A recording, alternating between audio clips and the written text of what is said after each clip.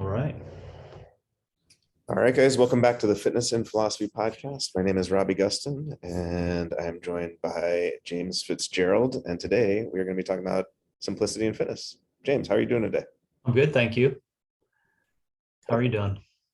Good, good. I think this episode, the form is going to follow the topic a little bit, where sometimes our outlines are very big, and we get to a lot of it, but not always all of it. And this one, I thought we'll keep it a little bit more simple and straightforward. Mhm. Well done. Well done. So yeah, it's a very interesting topic, and I think it's one that we've touched on in a number of different ways, going all the way back even to the autonomy episode, where I know you've mentioned this in other contexts before, but I think that was the first time we really discussed this notion of, is fitness just walking and picking up rocks, and what are the implications of that for the fitness individual and the fitness coach and the fitness industry at large. So today we'll be talking about the general notion of simplicity, which is a very important one, not just in everyday life, but also in philosophy and science, and then how that applies to fitness. Yeah. Yeah. Awesome. Let's be on our way. So always good to start with the definition. So just a straightforward breakdown of what the word means. Simplicity, the quality or condition of being easy to understand or do. So when you read that, immediately the first thing that struck me was there's both an intellectual and a practical element to it. The intellectual element will come in when we talk about science and about, theoretical entities and hypotheses. But then, of course, it's not just easy to understand, but the doing element, which of course will be relevant for fitness and health and nutrition and those types of things. Normally, this is a good thing, but it can have a pejorative connotation, not necessarily the word simplicity, but like, at least in American English, to call someone simple is not necessarily a nice thing to say. So I think one of the things that was going to be interesting to discuss today is this notion of how desirable is this? How far do we want to go with it? Can there be pejorative connotations to it? Can there be negative elements to simplicity as well? Or try to find different or just various different languages to describe what simple is. Yeah, absolutely. So to start out with just a few different things from different aspects of life. So I'm, a big time Apple junkie, have been for, I don't know, 20, 25 years. Apple became famous for taking technology that was extremely complicated on the back of the house side of things and making it extraordinarily simple on the front of the house side of things. And that's one of the keys to their success. The fact that a 2-year-old could use multi-touch on an iPad or an iPhone or something like that. However, Johnny Ive, who was kind of Apple's design chief for a very long time and did a lot of really great things, for a long time, like, Apple laptops were ridiculed because they came out with these keyboards that were like butterfly keyboards, and they were like simpler and more elegant, but they sucked. Fewer ports, and like they just went back to having more ports. So this is all just an entree into something people might be familiar with, where like there's that Einstein quote, everything should be as simple as it can possibly be, but not simpler. Do you know what I mean? Like there's that dichotomy of like simplicity can be a good thing, but it can also have negative connotations. There are also certain things that people are probably familiar with in life. Marie Kondo in the past few years has become famous or infamous, however you want to call it, for this notion of like, if it doesn't spark joy in your life, get it out of your house or your apartment or something like that. There's the book, Essentialism, the Disciplined Pursuit of Less. And I think we're all familiar with the idea of like trying to just get rid of what's unnecessary or superfluous in one's life.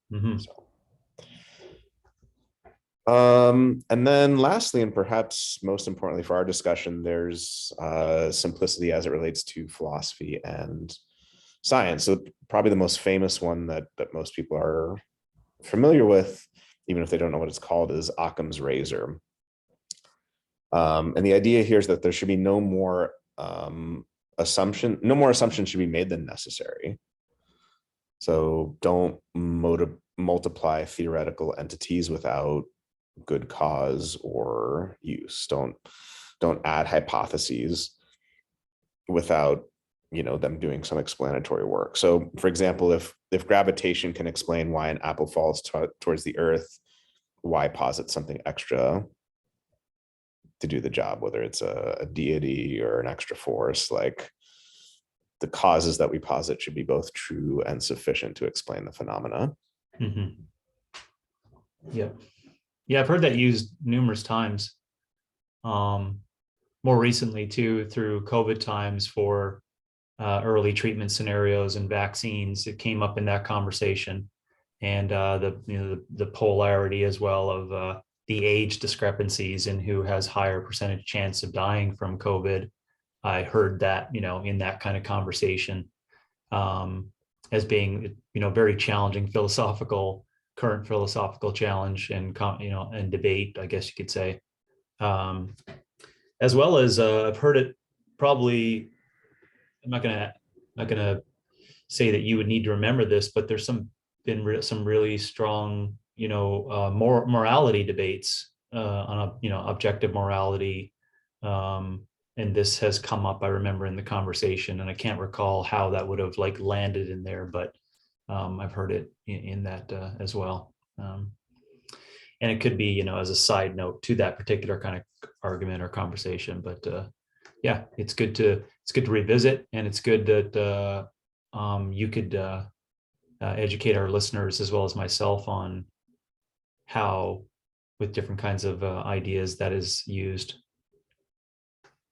Yeah, and I think it's something important to recognize as a saying or a phrase, but I think in a lot of ways it's akin to sorry, you disappeared there for a second. Yeah. It's something akin to do no harm in the Hippocratic Oath, where it sounds great in theory. It's a great like one-liner. Yeah. But the devil's in the details, right? The important aspects of it come when we actually get down to philosophical brass tacks about what does that actually mean, and what does it really mean to make something simple and to not feign hypotheses and things like that. So yeah, because I was reading up on William of Ockham, where it was a English Franciscan friar, although he never used those words. Sometimes the phrase is inaccurately paraphrased as the simplest explanation is usually the best one. And that's how they reduced even the language down of that particular thing. And I could see, just to your last point there, how you can get into trouble in numerous different ways, depending upon the context of it. But I think that's going to get at the heart of the questions that you're going to in future here ask of us for the conversation in fitness, as well as these real big topics that we're only using as big topics, meaning philosophy and science, right? These are big things to like just placate simplicity in there. But is back to your previous words of the word understanding it, because and I wrote down that there's understanding things and there's doing things, and then there's like being very technical and scientific about things, and it's not only those three areas, but when it comes down to the understanding thing, I think that's where we're going to have an interesting discussion for let's call it policy or politics of language. When I say things like simple, make it simple, the large reason why I'm giving up my intentions right now before we get there, it's is on the conversation of understanding. Well, what is true understanding of something? And if you're going to get people to start picking into this understanding of something, then sometimes making it as simple as possible is going to certainly help. Yeah, and I think it goes back to a discussion that we had, I think, on one of the calls with Brandon, where we were talking about maybe from a practical perspective, we need to be able to explain things to people in simple terms about what they should do, or try to explain, blood sugar balance and as easy to understand language as possible. However, we do get into an interesting discussion. Like we don't want to, like, just because it's desirable to be able to explain to a general population person in easy to understand language, which is a good thing, doesn't mean the subject itself is simple, right? Like Sure. immunology is complicated, quantum mechanics is complicated, and like it's cool and nice when we can come up with analogies to try and convey this better. And I think that's the mark of a good teacher in a lot of ways. But on the flip side, we want to be careful not to like say, well, the subject should be simple, when no, the subject should be the subject. You know what I Yeah, mean? if we're talking about the subject versus the person, or the person that is actually most affected by it. And I think that's where, like, I was trying to give an example, there's probably lots of reasons to make physics at its highest level really complex, and in its truth and being super complex. But what, how important is that knowledge of complexity to the person who really doesn't spend any of their time in that particular endeavor of being like, oh, is it complex? Well, does it really matter if it's complex? Oh, well, it is in the eyes of the people who are inside of that talking about those things. You know what I'm saying?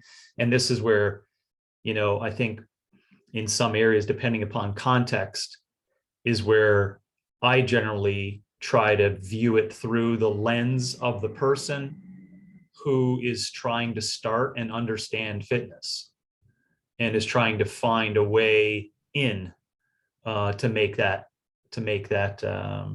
consistent, and to pull in all these things of consistency and rhythm and those characteristics.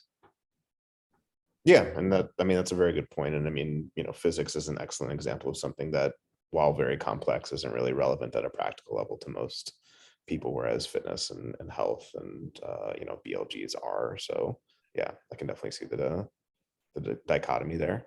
Yeah, and then we can have a more nuanced argument of, well, where does nutrition, and let's not call it nutrition, let's call it the assimilation and metabolic activity of an organism once nutrients are inside the gut. Like, let's just call that nutrition, right? To people who think about that all the time, or are trying to figure out those things, it's quite a complex endeavor to understand all the things that are inside of it, right?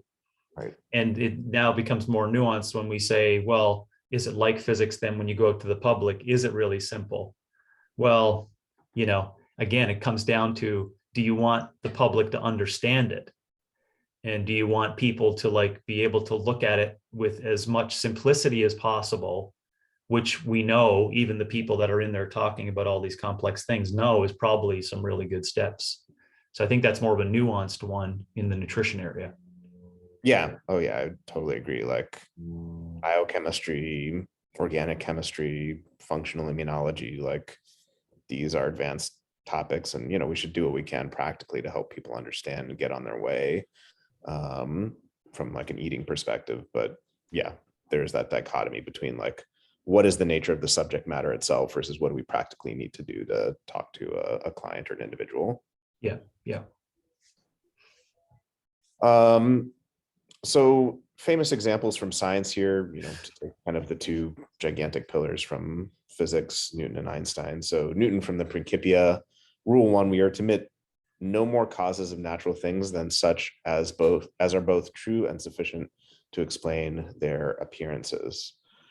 And then there's another quote: nature is pleased with simplicity and affects not the pomp of superfluous causes. So I mean, a lot of what Occam and Newton are getting at is, you can have discussions around, well, was Descartes metaphysically superfluous with the entities that he posited? Was Plato and these other philosophers? But part of what they're trying to do is just cut out the metaphysical fluff, cut out the junk that people are using to posit and explain things that don't do really any explanatory work. Mm-hmm. Einstein, the grand aim of all science is to cover the greatest possible number of empirical facts by logical deductions from the smallest possible number of hypotheses or axioms. This notion of simple principles. And then one that I added just earlier this morning that I had forgotten about, and looking up where it comes from, people aren't sure whether someone paraphrased it from Einstein or whether Einstein actually said it, but it's widely attributed to Einstein, which is everything should be as simple as can be, but not simpler. And then there's a famous example from chemistry of how this works. So for a long time, before people understood that combustion was caused by oxygen, there was this theoretical entity called phlogiston, kind of famous in the history of science for like wacky names. Like a superhero. Yeah, right.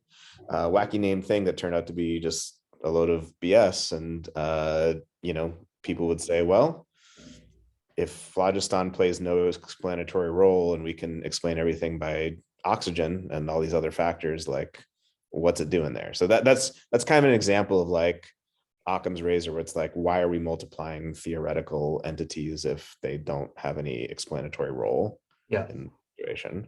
So I'm glad you explained that, because reading to the notes, I had no idea. So I was the pure student in that explanation. Yeah, sorry about that. I should have done typed up a little bit more. No, it was good. I was excited about learning on the fly. Another example from physics is the ether. So before Einstein came along, there was this who knows what something medium through which light and magnetism would propagate throughout like the cosmos. Like there wouldn't be like a vacuum, a complete absence of some sort of substance, and people would do experiments to try to show the existence of the ether. And then eventually it came to through Einstein and others, came to be seen that there is no such entity. This plays no explanatory role or power. So it was kind of tossed aside. So the really interesting philosophical question that I think is relevant for the fitness and simplicity discussion as well is, epistemologically, is this the way we approach things, or is it metaphysically true of the world? So to break that down into like plain English, it's basically asking, do we as humans just like things to be simple, and we're imposing that form like on the world as we navigate and go through physics or fitness or what have you? Or is it metaphysically true of the world? Is it actually a feature of the world independent of us? So do humans have a natural propensity for simple theories over others, and that's why we gravitate towards them? Is that kind of a bias on our end, or is that a reflection of the way things actually are in the world? So to give just one famous example from the history of philosophy, Leibniz and other famous philosophers believed in something called the principle of sufficient reason, which is this idea that for everything that exists in the world, there's some specific reason why it is that way rather than some other way.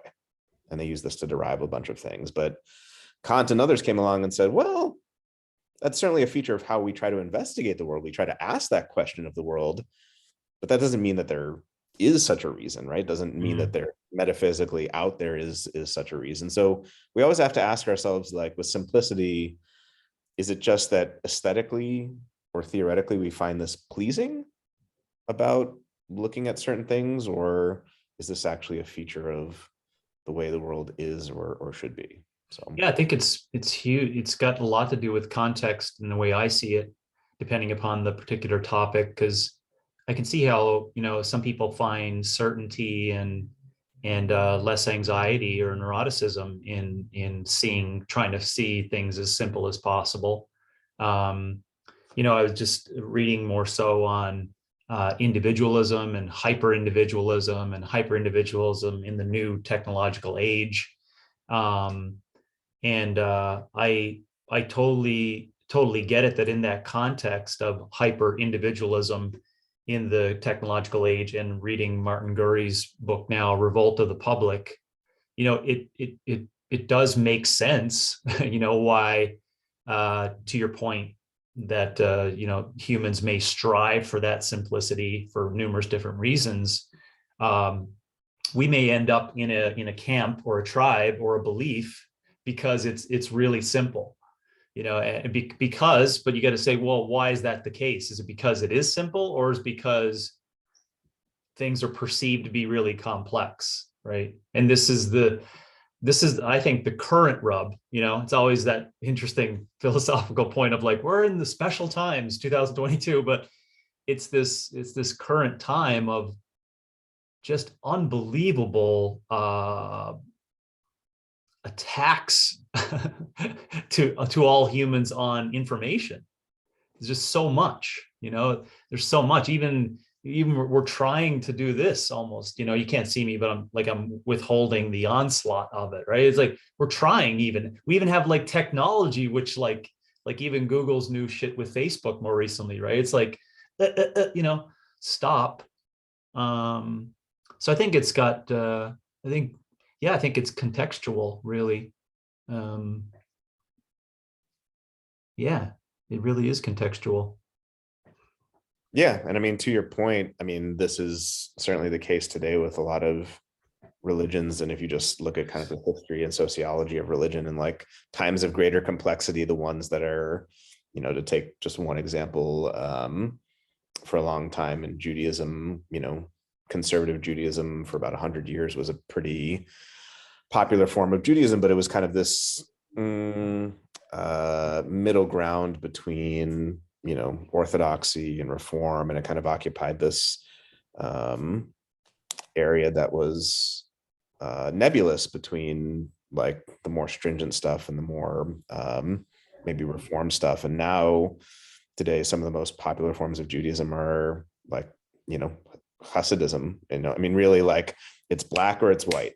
Yeah. And it's not just within Judaism; it's other religions too, where it's like, give me the answer. Mm-hmm. What is this? Mm-hmm. Subtlety is intolerable. Mm-hmm. Complexity is intolerable. And again, this is where I think, you know, like you said, it's contextual. We've got to talk about what we mean by simplicity, but like simplicity has a very good side, but it can also have a dark side too, where it's like we try to get simplicity out of things that are not inherently simple because we don't like sitting with the grayness of things. And Yeah. that's problematic, I think. Yeah. Yeah. And the you know, the nuance of the project of you know, movement from complexity to simplicity is really threatening and just a big challenge to a lot of people's brains, you know. um the like the just because it's more recent to what I've been thinking about or digging into, and I wrote a couple of them down just because, not to pick on each particular topic, but it just illuminates this point that, you know, poverty, right? So poverty and more local, you know, poverty instances. So and this mesh of poverty, obesity, and morality is all connected in, you know, I'm just pointing here, but it's in my local area. I'm part of a organization called Fair for All, and I'm also part of an organization of it's called CARE, which is clinical obesity for a young population in the Phoenix area.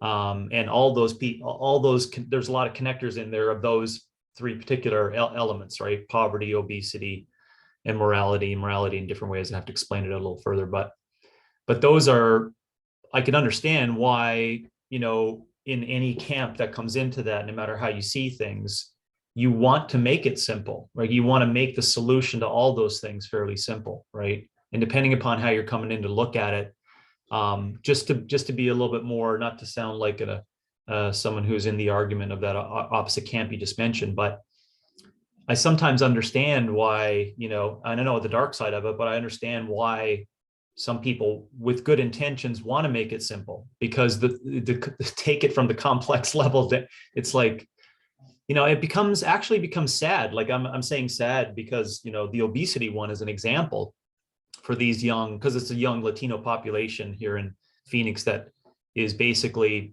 generally the group of individuals that gets looked at for this. And I never leave there being happy. I never leave there being like, oh, there's a ray of hope and all this work and these ideas and et cetera. is because you get into reality of what just really how complex it is. And so they're just, I'm just speaking about being empathetic to the good intention folks that want to pump the simplicity horn just for reasons that is just like, gosh, maybe that's one answer. Maybe the simplicity thing is one answer to fixing those big things. Yeah, and I mean, it totally depends on like what endeavor we're talking about, right? Like there's simplicity with, religion, let's say, where it's like, I don't want to have to deal with the grays in life. Uh, uh, not so sure about that one. I can understand the desire for it, but then, to what you were talking about, well, there's simplicity in the sense of like, hey, how do I just like eat to be healthy and to live a healthy, happy life? And something else I just thought about, that's kind of a contrast too, where we could call both simple, but one I think you and I would both agree is a bit problematic, whereas the other is a bit more helpful and not problematic, is the BLGs being fairly simple, rhythm and sleep and eat quality food and move your body and things like that. But then something I'll hear people say all the time is, well, I love the fact that I can go to a CrossFit class and not have to think, right? It's simple. Just all written up on the board and the coach tells me what to do. And so I guess getting clear on like what we mean by simple, really. Yeah, what we mean by simple. Yeah. And who are we talking about? Yeah. Like who's the person that's making those statements or that. Yeah. And I think that's why I feel better by landing on your initial words of understanding it. I think if that's what I'm going to use as like as my way of, being a prophet for the, for the simple plan is it's like what I just believe is going to be the initial steps to get people to understand things, especially if I pump simplicity hard, that's generally the main intentions behind it. And I explain that clearly. I don't come in just pumping my horn saying that I really benefit a whole lot from simplicity, as a people could pick on that one, right? I.e., like it's just a whole meta thing to make money off complex education. But I'm pretty forthright in that. I was like, it is what it is. Like things have evolved to this period of time based upon what I thought to be like the optimal method to help people, and here we are over Zoom calls and 6 months and a ton of an investment for an individual to hopefully recognize that there could be some really simple things that could get people moving because at least you're getting them to understand it, to start the process of understanding, right? So it sounds like, but maybe you could be the can we create a little bit more clarity to it, or is it tough to do that, or are we just going to say that it's contextual? No, I mean, I think specifically for the purpose of like fitness, I think it gets a little bit harder when you try to do one broadly across different domains. But with regard to fitness, I mean, I think most people can get on board with the notion of like, yeah, we should try, especially when someone's at the beginning, to make these principles as straightforward to understand and implement as possible. And I think I mentioned something about this in a previous episode. I forget which one, but there's this great Wired video series where they have an expert explain gravitation to like a 5-year-old, a 13-year-old, a 20-year-old, a grad student, and then like an expert in the field. And like, I think we can all agree from a practical perspective, both for like fitness and nutrition, that, not saying that an adult who comes to you as a 5-year-old, but like that you should try to explain things in such a way that are relatively straightforward and simple to understand and to do, and that there are ultimately higher levels to maybe go to, but at least at the start, it's important to couch things in terms of simplicity. Yeah. Well, that that resonates with me because I have been through the practice now of thousands of iterations of explaining fitness, right, to people. I think I should have a better job of that number, but it's thousands. It's in the thousands of like talking to another human and seeing that human do the aha moment like numerous times, right? And then refining that, and then refining it to tell coaches about that. Also with my doing it to my wife, right? And I give that example as well as to my girls, because I think it does come down to that as a topic, as a topic, fitness could be said to be extremely complex because of the previous things I'd mentioned: sharing of information, historical context, the research that goes into it, the 50 years of investigation, et cetera, all that stuff, right? But when it comes down to Hannah, my 15-year-old, understanding it and doing it, and then seeing her light up the other night when we went to the gym, and she always rehashes to me prior to us training what the patterns are. So she's got that lick now, right? But when she realized, wow, my pulling pattern is so much better than my pushing pattern. Do you see, like that in itself, you got to say, well, how did that come to existence, right? And that came to existence with, of course, you'd have to do your investigation of it, but with a lot of simplicity. I had to make it the context of what I know to be true in terms of the years that I've spent on investigating fitness, right? Because it seems very complex for all that time, right? So the topic is complex, but when it comes down to the understanding and the doing, I think that's where I'm going to land, is that, simplicity is the win. Simplicity for the win. Yeah, I think there's a lot to that, definitely. One last thing to talk about before we get into fitness, health, and simplicity is, we've talked about this a little bit already, and just something to keep in the back of our minds as we discuss it is, a potential fetishization of simplicity. So I think I mentioned before that, like, my mom owns like 80% of the great courses, and we're both, Now she mean, just to clarify, she's not the owner of, she owns. No. Like, well, yeah, and I should have said like 80% at like one point in history, because they keep People would be expecting a far better social media display know, of right? Fitness and Yeah. Philosophy podcast Oh if your gosh. mom owned 80% of the great courses.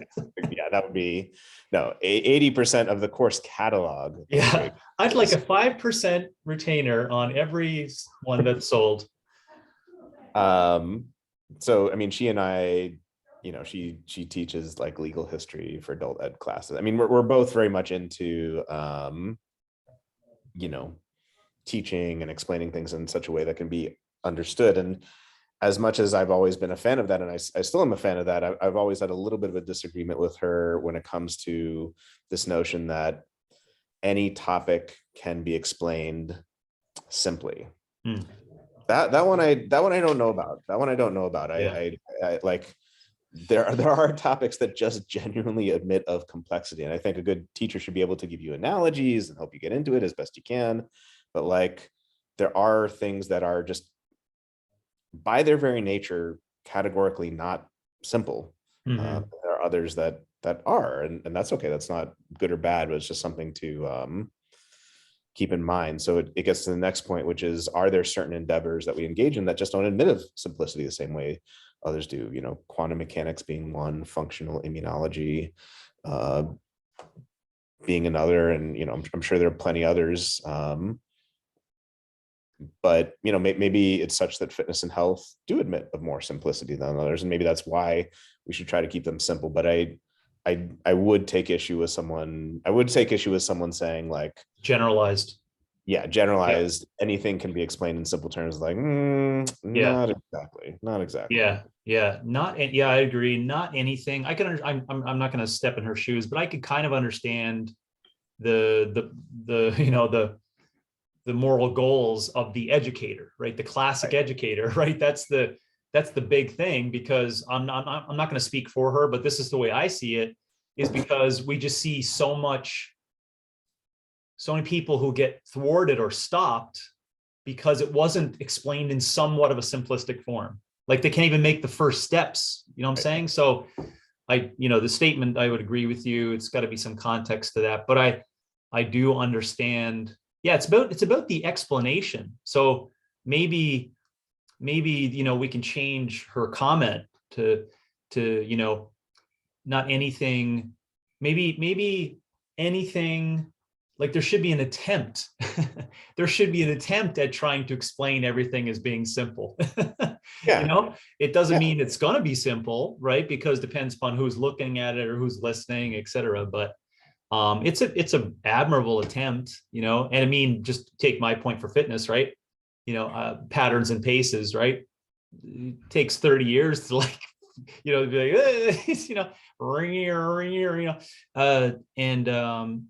and it's for the understanding of the person that I think needs to get those first steps, right? It's like, it's the understanding of that. So is it simple?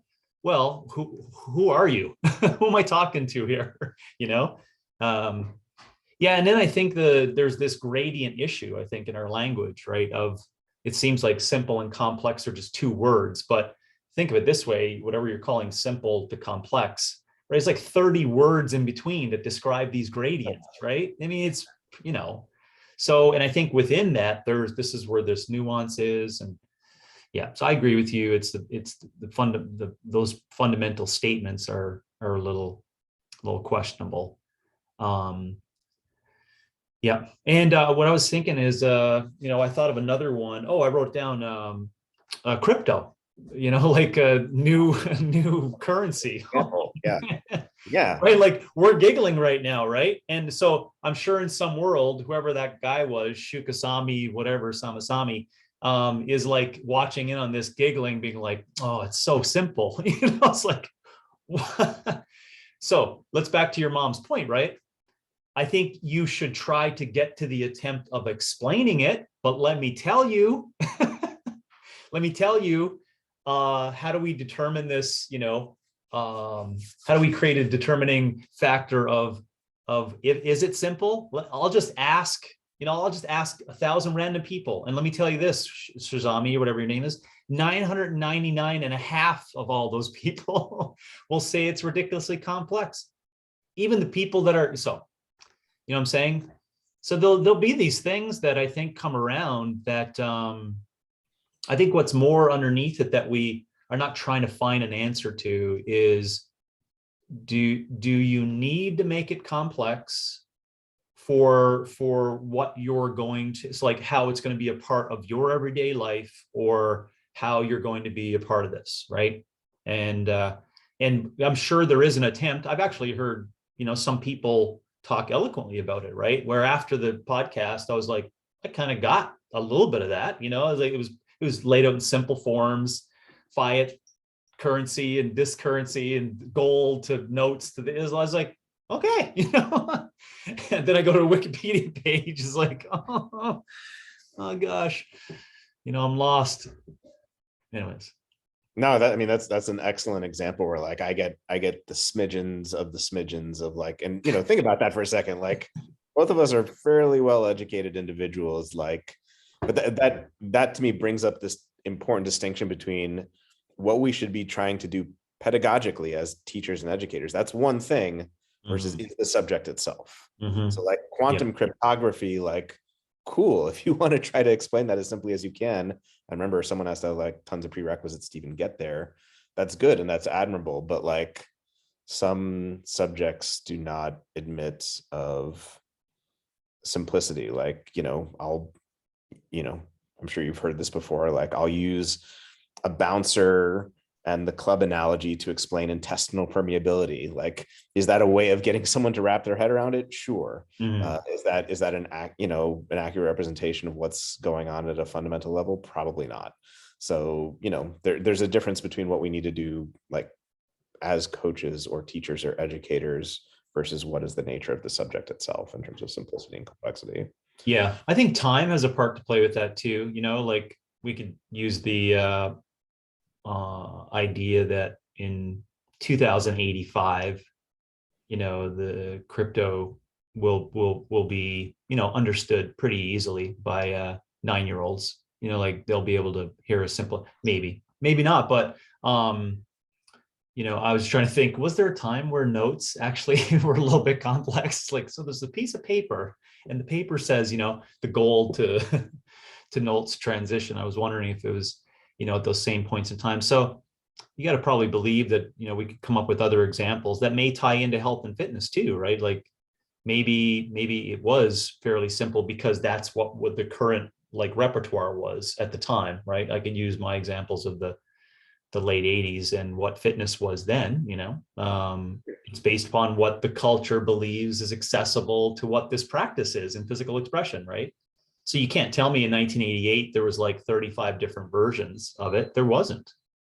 And we can go back and look at historical context, or go through my journal of sport history over and over, but it wasn't available.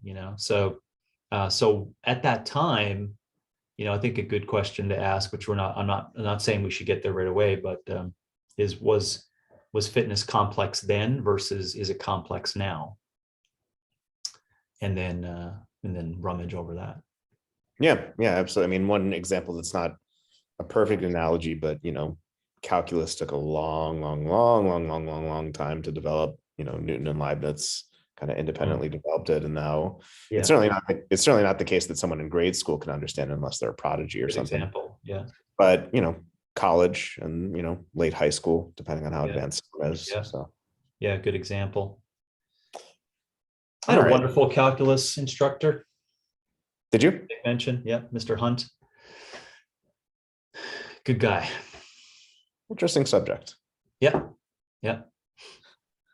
All right, so now let's talk about fitness, health, and simplicity. So, I guess one question to start with is, what role does simplicity play in fitness and health today? So, part of the story, James, that you've been putting forward that I think is very helpful and useful here is simplicity within fitness and health, and as a counter to complexity, which is typically used, maybe not exclusively, but certainly we could all point to instances where complexity is used to make something proprietary, to make its advocates a lot of money, such and such method, and then to create dependency so that the fitness client keeps coming back. And I think the simplicity model, whatever else you want to say about it, is a dagger in the heart of that approach, where we are trying to get away from dependency and trying to get away from making it proprietary and inaccessible. So I guess if you want, we can start there if there's anything you want to jam on. Yeah, for sure. I'll just repeat, what I said earlier, and we kind of jumped to it, but I think it's that I'm trying to get individuals to the understanding of, and then from the understanding into the doing. And I just see from my experiences, and when I look out there, it doesn't mean that my purview is the best one or that it should be the only one, but I think I do have some standing as a voice to kind of say, what are bad ideas, right? And I throw out I throw out ones that you got to get really deep into it in order to see any of that, which I do see, but power grabs, the commercialization, et cetera, but you gotta part and parcel, push against those quote unquote bad, or anything that's thwarting what is going to start the process of people understanding and starting the process for moving, without forgetting of our previous episodes that wrapped around, these highlighting beacons, of autonomy, right? So I still keep that in the back of my head. Like what does the project look like, right? To the big solution? What's the solution to getting quote unquote, everyone on board with under the understanding of and the expression of being physical every day, So, and it's said in different terms, right? Such that it leads to all these positive things. They download all these things and makes them more resilient as humans. And hopefully it leads to sparking of creative ideas and, a new generation of warriors. It leads to those things. And that, I think my time, 2022, and where my history is, I think there has to also be a voice of concern around what are the things that get in the way of that project. So what role does simplicity play in health and fitness today? For me, in my language as an educator, it makes coaches really think about what's getting in the way of people starting to understand the project. Okay. And one thing I've personally wondered about since we've had this discussion is the extent to which you think complexity gets in the way of people starting. So like, I often wonder, like, everyone knows they can walk, right? No matter where you are, like, people know this. This isn't like, something they need to go learn to do. And I wonder, is the obstacle to them doing that, people having Orange Theory or F45 or whatever it's going to be, and they think, oh, that's what I really need to be doing, or is it just they don't want to do it? Yeah. I don't know if you have any thoughts there on like what do you see as the main obstacle there? Because it seems fairly intuitive to me, and maybe I'm wrong on that, but I feel like everyone knows they can walk, and yet Yeah. they're not doing. I mean, obviously there are lots of people that are, but Yeah. Well, this is the big question, right? I think, I don't know if you know what you're asking there, but we're trying to understand human behavior and human understanding of things, right? So, man, yeah, it's I'm overwhelmed with the concept of, right, like what's thwarting people on that. And it just comes down to, I think maybe they're not only the massive options that are available to them, right? I mean, honestly, the like, just make it as simple as possible, Jimmy on the street, right? So okay, if you were starting exercise, what should you do, right? I mean, that the options, quote unquote, for the answer is, again, as we go back in time, were less and less, right, as to what that looked like and what you did. And now today it's like, it really is. And I guess that could be the argument, right? It's like, is it really complex? Is there so many options? Are we in control of how people see those options? Are we in control of the culture that tries to understand those options? Are we inside of that system that promotes those options and ways, and they're inside of that? I just see, a few of us sticking our heads up saying,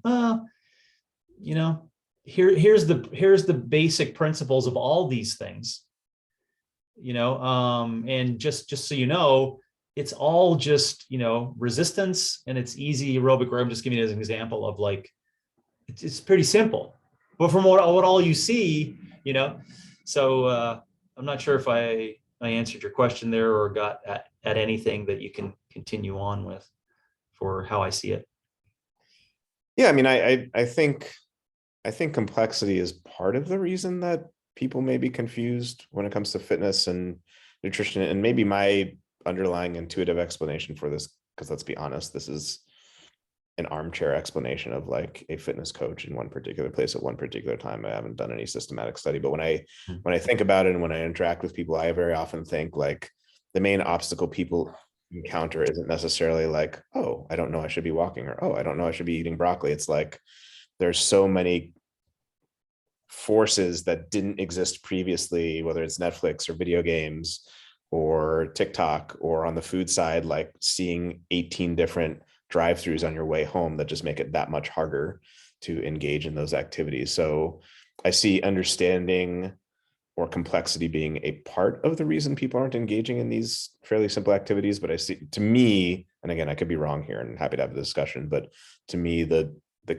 thing that's really making it hard for these simple things to be implemented isn't necessarily complexity on the other side. It's all these different other things that no other human in history has had to have as options, in terms of like, oh, I've got to say no to the Dairy Queen, and then I've got to say no to the Chick-fil-A, and then I've got to, I've got to say no to doing Netflix and TikTok and all these video games and all these other different easy things that could occupy my time, as opposed to fitness or nutrition. So yeah, I think I'm understanding that. By all means, I wrote down, I think we're trying to get into, or the way I'm seeing this here is we're trying to get into understanding why someone may not be able to understand it. And I think it's just, it's big, will, individual responsibility, intelligence, competency levels, cognitive function, current social standings, current culture. I'm not, I don't know if that's this, if that's the same line of thinking, what leads to complexity. I'm not feeling you on the, it's because they have to withstand all these, infarctions of, addictions or choices. I think, let's back up a bit and maybe say, well, is it possible that these humans could, over time gain knowledge to recognize what is healthy and what is nutritious and what is nutrient dense, and the understanding of the whole addiction scenario, or the hunger gain, hypothesis proposed by Stefan Guyenet. I'm not seeing that as being the only way. I'm probably seeing it as all of it being attributed to it being deemed as being complex. Okay. Yeah. A lot of it. Yeah. And I mean, I can definitely agree that it's hard to make generalized statements, right? It's like, it's hard to make generalized statements. So, I'll give you an example for that point of reference right there. For those who are just the age group 45 to 60, you at least give effort to those who want to really pump the brakes on the lipid hypothesis, Ansel Keys stuff and the movie, so you can see what I'm saying. It's you can't make generalized statements, because the 22-year-old who's in their third year of nutritional science in university is just not going to have the culture, social character, the experience from those periods of times, the swindling, the nonconformist, the advocacy from these institutions we've lost trust in. You see that it all bubbles up to us, cornering that market. So when we look at, Gary Taub's book for that particular group as an example, right? We're like, oh yeah, that's fucked up, So I think it's very tough for us to make, it's tough for me to make the generalized statements without talking about, does the 15 to 20-year-old see it that way? Does the 20 to 30-year-old see it that way? Does the 60 to 80-year-old see it that way? Well, why is that important in this conversation? No, I think those are all fair points. I guess what I was trying to get at, and I guess this goes back to our question of the practical versus intellectual when it comes to simplicity. Is it simplicity of understanding or simplicity of doing? And again, your experience with fitness clients and just fitness in general is far more extensive than mine. But I would say, by and large, when I meet with people, while there are some grossly mistaken assumptions about certain things from time to time, I would say on average, the vast majority of people that I talk to know, I should be in bed by 10 p.m. I shouldn't stay on TikTok for another 2 hours. I know I should be eating more vegetables. I know I should be walking. I know I should get out in the sun. So it isn't now there are obviously much more in-depth things beyond that, but at a basic level, there's knowledge. And what I tend to see as the obstacle to that being implemented isn't the existence of F45 or the South Beach diet or things like that. It's all these different countervailing forces that you're completely right, eventually can and should be overcome, where you can drive down the street and not be tempted by the drive-through. But initially, to me, it seems less an obstacle of understanding what should be done than implementing it based on all these different things that no other human in history has had to contend with. Yeah. And again, that's, what gets pulled into that is just I don't even know how to describe the words, or it's just so much, that's probably just how I'm seeing it. But I picked up on what you said there for, I'll just tell you how I would deal with that. The particular client who says that, right? Um, I would try to give them an understanding of, in their own terms, what the difference is between knowing something and being wise to something. And there's a differential between the knowledge of and the wisdom of, right? And the wisdom of is going to be something that is actually going to make some steps towards your ultimate future self and your goals, right? The knowledge of doesn't get you there. And I generally then let people sit there, right?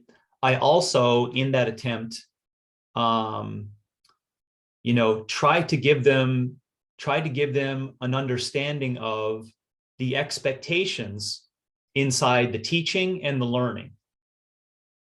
So like I'm going to be speaking to you what I think is best for you, right? And here's the expectation: you are going to learn what I'm going to give to you, and you're going to implement that. There's those expectations.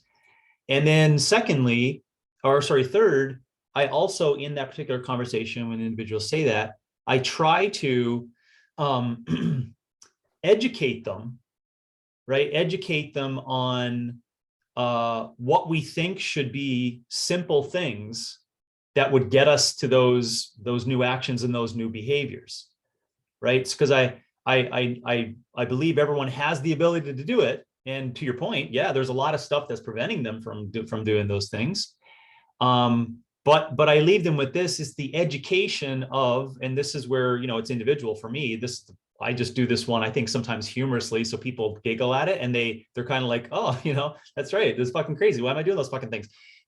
But I'll give them some quote unquote other stupid methods that won't work, and that's individual, right? But you see what I'm trying to do there is to say that I'm not going to fall prey to giving you these other options, in the meantime. If I'm making sense, Robby, if I'm not making sense of how I get that across to people, I just find humorous ways of doing it so that they leave going, okay, I can see that you're trying to teach and I need to learn. I'm responsible for this thing. And even though you now know, even now I'm telling you that I know, I don't know enough yet to get me to the point where I'm wise to this. And so that then, but guess what? I want them leaving still with these ideas of simplicity being in place, right? As the steps that hopefully will edge them toward it. So that's not probably helpful whatsoever in regards to just the particular, folks that you're talking about, but I just, that's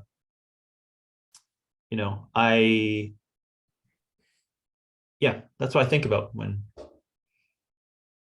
people are there, or, those experiences do happen and that have happened.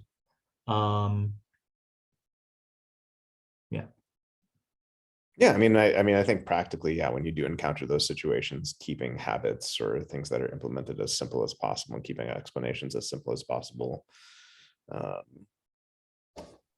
is definitely the right approach. Yeah, I guess it's an interesting question, I think, about when we talk about simplicity with regard to understanding what should be done, or simplicity with regard to doing what should be done. I've always wondered, and maybe there isn't a ready answer today, but just, is complexity in understanding the obstacle to that, or is it just how many practical other choices there are today that kind of go counter to that? But yeah, that's just something I've wondered. So there may not. Yeah, for sure. And I think when you then ear into this will move it into a different area, but the practical choices, I think that's where, again, I kind of pump the brakes towards simplicity, because whatever version people are coming up with as an answer, like, oh, I'm super unique and we need to do it this way for me particularly, and that's just a particular avatar, but that can be the case. I definitely have these conversations with them on everyone being treated as an individual based upon what their potentials are and, what that potential looks like. But then I also give them the story of like, well, you scrape all those things to your point of implementation and like what the practical observations are, what this project is for fitness. And I mean, I've done it successfully, so I know it actually can be that way, where people see that it is quite simple. Like you scrape all the data, you scrape it all, and it is quite simple. So I know by saying that is quite simple is a strong statement, but again, what is my goal? My goal is to lessen the burden that this person has to contend with in order to understand, right? In order to understand fitness. Yeah, that makes sense. I guess going with that idea, what do you see as the implications of fitness being simple for the fitness individual versus, the fitness coach? Like if we really do say it's either walking and picking up rocks or maybe something a little bit more, dare I say, complex than that, but still fairly simple. Like how does that affect the practice of fitness for the fitness individual and the fitness coach? Yeah, well, we do need to change. I do need to change my language on walking in the sun and picking up rocks. It's very culturally inappropriate for a number of people in northern climates. Or my buddy Marco in Finland has something to say about what that should look like for those. So we do need to change that. But what I think about is to make it simple in the answer for the public. You want them to. After giving them some things, right? Giving them some things of these, principles that could be mantras or, alliteration or heuristics, frameworks, whatever you're going to do that like, makes them like remember it. That doesn't mean they're wise to it, but remember it. So they're starting on the path to knowledge. And so you try to make it reduce down to what you think will make it start the process of being understandable to them. So you do make it as simple as possible for the public. For the fitness coach, I generally, for this time where we are, because 2022 is has to be in part to, recognizing you can't make this generalized statement, right? I'm like, oh, this is what fitness coaches of coaches should teach. This is how you should do it. But for 2022, because I'm aware of the general public's consensus of how they perceive fitness and the options and the whole system, right? I generally start with simple. So I start with simple to the coach, right? But because also because of this, Robby, I know that they're hoping in a number of different ways that there's a lot of complexity inside, because gaining knowledge to them of this, thing, it better be complex for the cost I'm spending, the time I'm spending, the cost of this, et cetera, is like, and so I do front end try to just like, if I can just visualize it to the coach, it's like, it's just these two things. And I'll just use the patterns of pace as example as a starter, right? It's just, scrape it all and all this experience. And here you are, you just paid this money. Here's the first call. And I'm just telling you, it's just lift weights one day and do easy row stuff the next day. And they're like, there's going to be more, right? So, but you have to start with that because, and of course, it's not just that for anyone who's a pre-CCP student. I take you through a historical context of how we got to here, right? I take everyone through that and kind of like, this is how we got to this point. These are the things we came up with, and these are the ideas that are in place. And so I start with the simple. I get into complexity, right?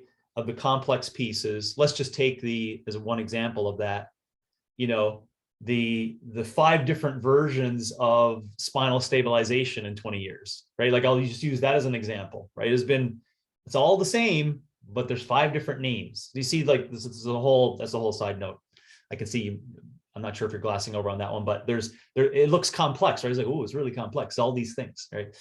But then at the end, I finish, with the call by saying, and now you can see why, to your understanding, right? You need to know there's a lot of complexity in there. right?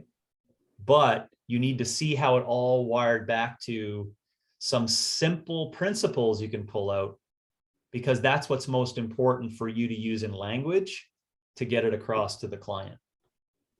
So that's the endeavor I would ask those partaking. If you're going to go to the public, make it simple. If you're going to go to coaches, or how I would do it, I'd start with simple and just go through all the arguments and debate and like, no, and their brain is sitting there, and then open it up and be like, oh, there's a lot to it, right? Kind of what you and I are doing today, right? It's like, depending upon the context and where we are and how the time is. And then at the end, finish with like, and this is the language we want to use, because to you and I, it doesn't matter, right? It's about you taking this information and trying to place it inside another human's brain.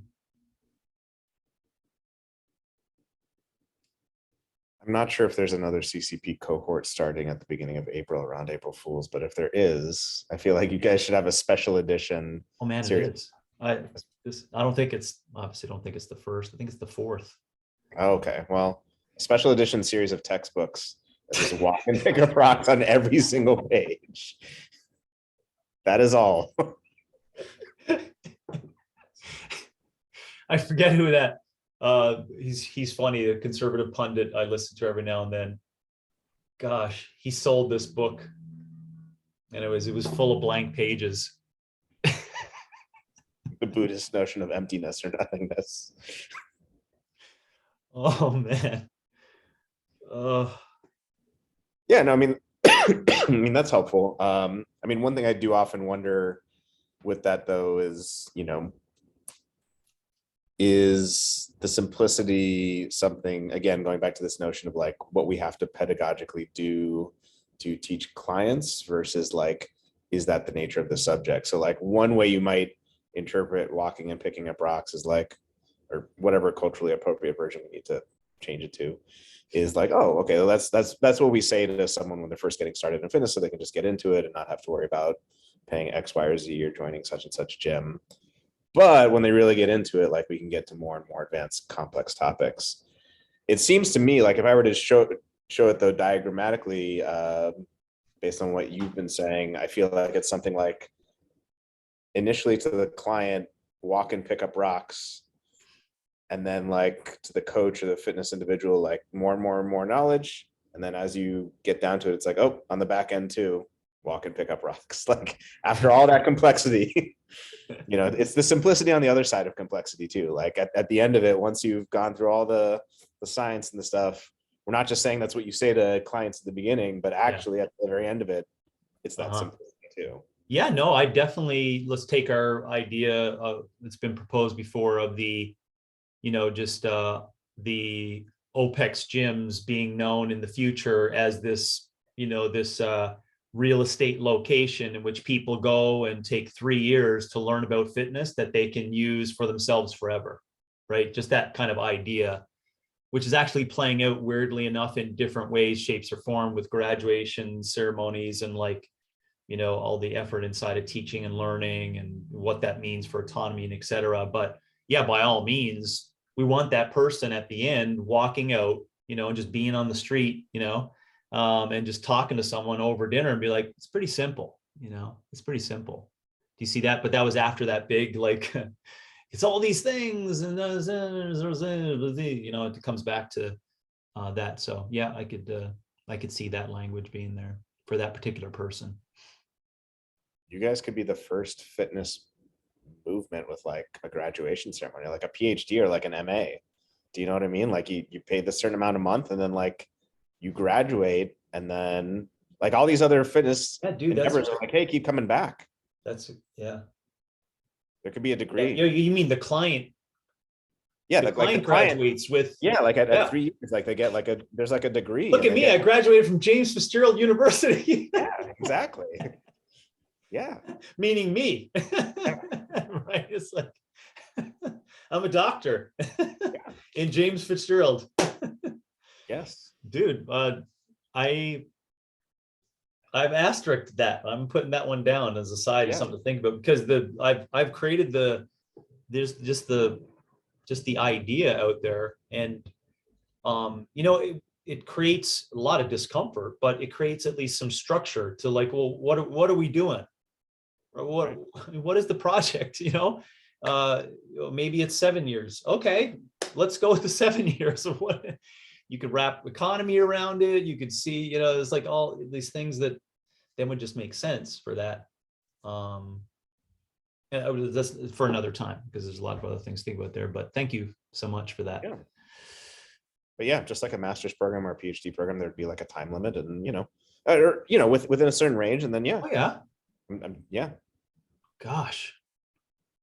Academic fitness. I'm telling you, James, a degree, you graduate, there's a ceremony. Man. You don't go back to be an undergrad. Oh, so lower order. Yeah, you already did it, so you graduate. Yeah. Unless you try to get into a whole different topic. So if you want to be a dog breeder, right, you got to go to school for that, right? Right. But we're talking about the fitness of yourself. Right, exactly. All right. I think it'll come to pass. You're so proud of that too, that idea. Don't worry, I'll give you credit. Is this not? This will be, listened to in 2100.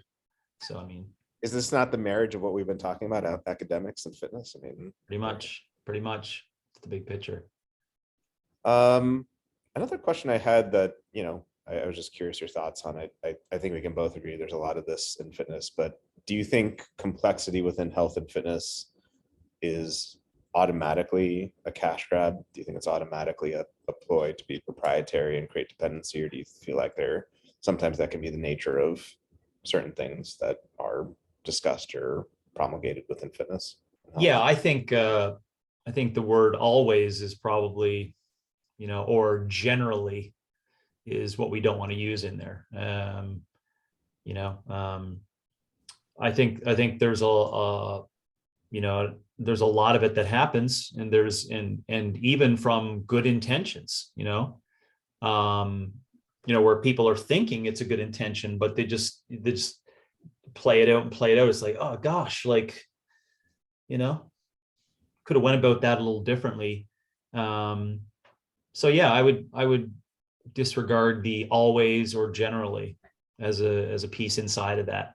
Yeah, because it does happen though. There's numerous signs of whatever, and I guess it comes down to defining what complexity is, right? And also defining your view, right? And I'm respectful of that. I know everyone doesn't see the world of fitness the way I do, so but I'm also clear with my motives on when I say those things. It's like, I just want you to like get a little jitter on like it actually being out there. I don't want it just to be rainbows and butterflies. It's like, oh, it's all good, it's all a big project, it's helpful, and then the next thing you know, it's a simple example which I may not sure hits home for you, but everyone's frightened to death to talk about the guy who just opened up a gym just down your street with the same name and just takes a number of your clients.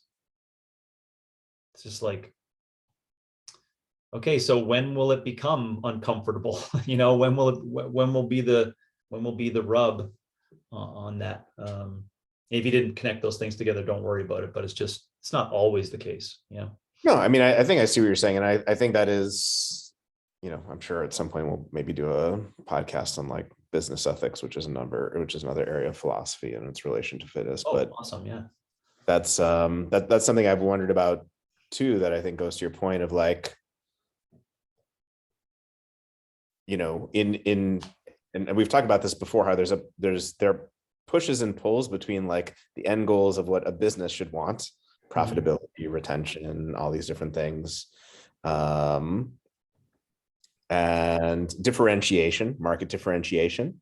I got to say something unique. I got to say something different versus like the truth, autonomy, individuality, independence, things like that. So, I agree with you that that is a concern. Like if we're all saying the same thing, walking and picking the rocks, why the hell are there, like, why is there even any different gyms? Like what? They're all just saying the same thing. Like, why is this even a thing? So like there is something, whatever else you want to say about fitness, it's not like philosophy where it's an academic endeavor. It's for the most part, business endeavor, currently at least. And then, a driver of that is, well, how do you differentiate yourself in the market, and what do you say differently? And yeah, Yep. these different pushes and pulls that pull against simplicity, I guess.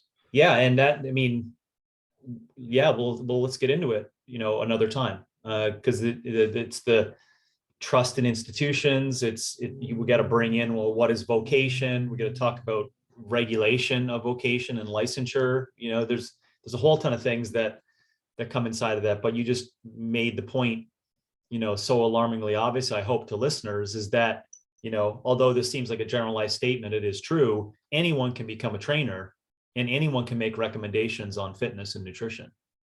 And there's nothing that are keeping people, no matter if it's secret or backdoor, down a hallway, malls, whatever. There's not a big project that's holding all that thing together, with regards to what you can say and do not say. So that one human that's in this particular air park, right, can get 12 different versions, right, of their perspective of what fitness is and how to even start the process to do that. Right. I look forward to that. Yeah, no, I think that'd be a good one. I have other questions on simplicity, but I also wanted to make sure, just because I know time-wise, I want to see, like, are there any other topics you wanted to jam on with simplicity, or any other things that you think we should? No, but I'm looking at the final one there. I'm not sure, that won't take too much time, but it's worth discussing for your good points on, or you could set it up and then. Yeah. So, I mean, I was just wondering, I mean, and again, this depends on like how broadly we define health and fitness. Are we just talking about physical health? Are we talking about mental health as well? That don't admit of simplicity. So, things that you and I are familiar with from our forays into FDN, or, mental health and wellness and things like that. To take just maybe an extreme example, like an individual isn't going to BLG harder. And for those who don't know what that means, just basic lifestyle guidelines, like, chew their food, get rhythm, get out in the sun, sleep. They're not going to do that harder and work their way through their dad dying at 3 or a sexual assault. And like, I think about that not just in terms of like what happens today, but just even like 2,000 years ago, 10,000 years ago, like I think BLGs and like having physical health is tremendously important for one's mental health. It may be necessary, but I don't know that it's sufficient to deal with that.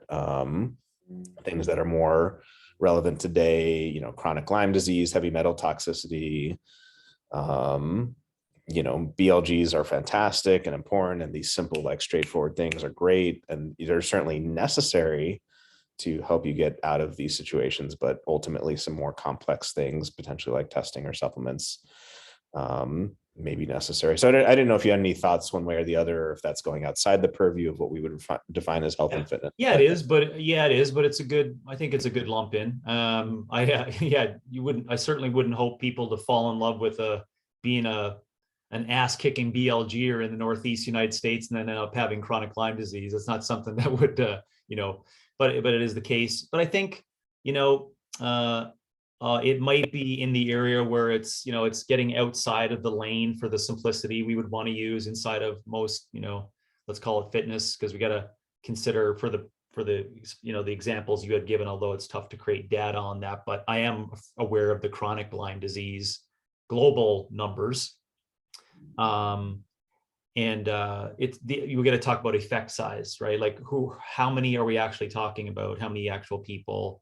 And then, because that has to be inside of the global collective conversation for fitness, and so that's where I think that, if you, as a coach, you should not expect to have the tools or the competencies to deal with something like that. And I will also say, your basic BLGs, no matter how elite you are coaching them or how elite the person is trying to be good at them, it's not going to fix those particular things.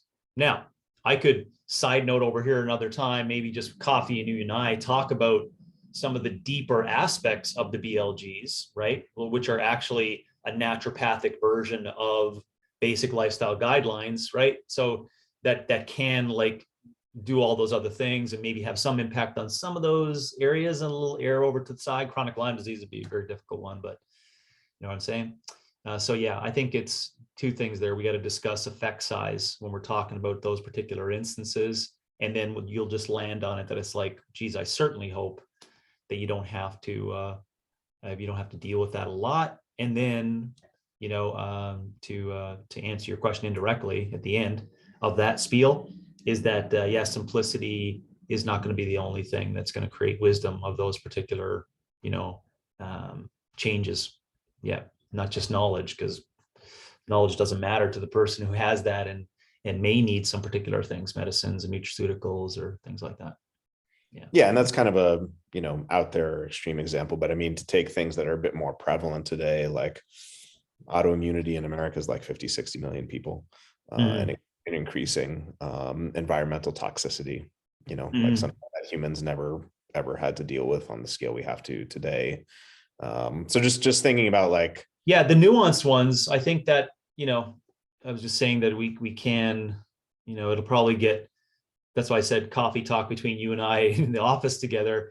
I think you're bringing up some that, I don't know, I'll beat the drum really heavy, but it's going to take a long time for me to explain it on natural methods, right? Natural methods and naturopathy and the deep underpinnings of that.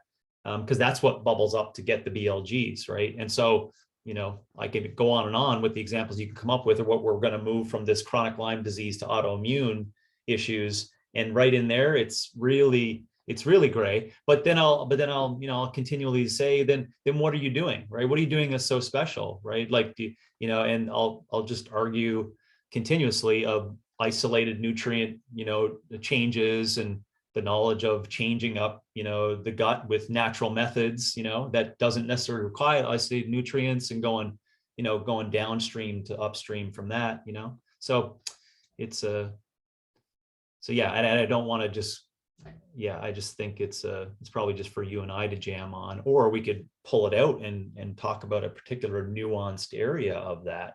And then see, maybe it's not in the context of simplicity and complexity. Maybe it's in a different one, right? Yeah, absolutely. Yeah. That might be under the business ethics one, because you're talking about like, what are you responsible for if and do you, to the point, to take this idea, maybe some of the tools that I think are going to help people in their simple forms are actually going to be more detrimental. And so we could bring up those nuanced pieces, and that's kind of like in your lane, out of your lane. But I think that goes under business ethics. Yeah. Yeah, no, I completely agree. It's saying my Mac is about to sleep soon. Let me get my AC adapter and then I'll come back and I'll wrap up. All right.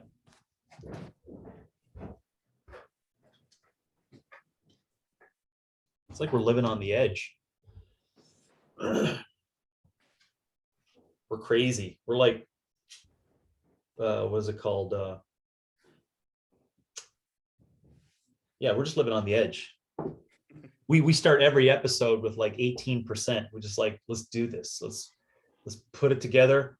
Keep other windows open. Keep YouTube just rolling in the background. Yep. Oh man.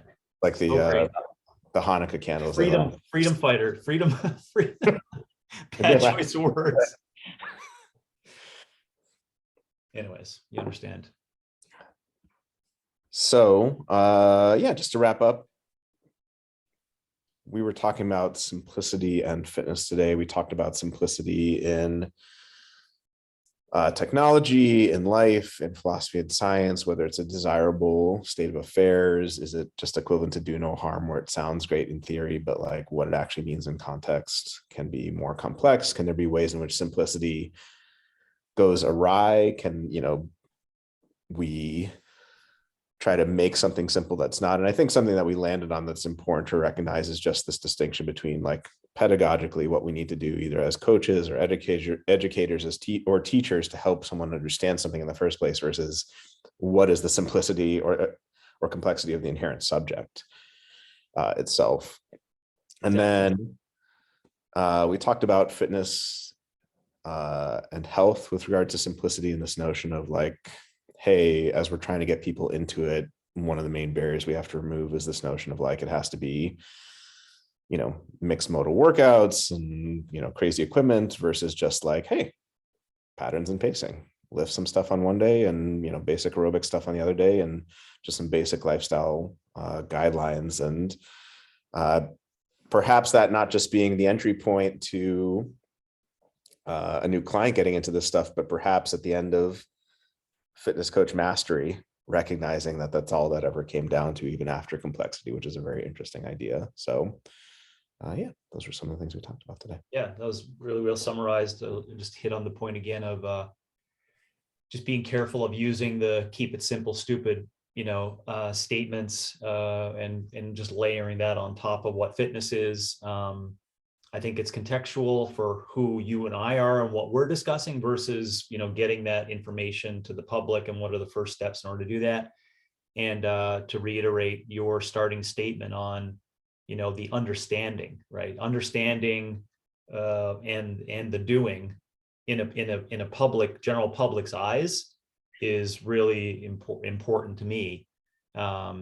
And doesn't mean that I also am not sitting in the scientific, technical complexity realm of it, mashing it and, playing with it.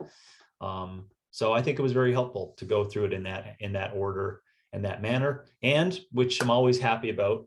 There's some things in there that you've given to me that I appreciate on the graduation ceremony, as well as and what that looks like, as well as the philosophy of business ethics, down the road, which I think there's a lot in there, because I just last point on it too, I really feel that 2022 is going to be a big part of that conversation, because of what I also see happening with a particular cohort of individuals, which is a huge number of them, and their intentions in doing fitness is that they want others to see that they're doing fitness. And so that is then, I think that they're trying to, sell the fact that look at this, this is really complex. Look at me, overcoming all these things, and it's really complex. You know what I'm saying? And that's why I'm seeing we'll sneak in here between this conversation and the business ethics conversation, which I'm excited to do. Yeah, me too. Alrighty, thanks, Robby. We'll chat with you next time. Excellent. Looking forward to it.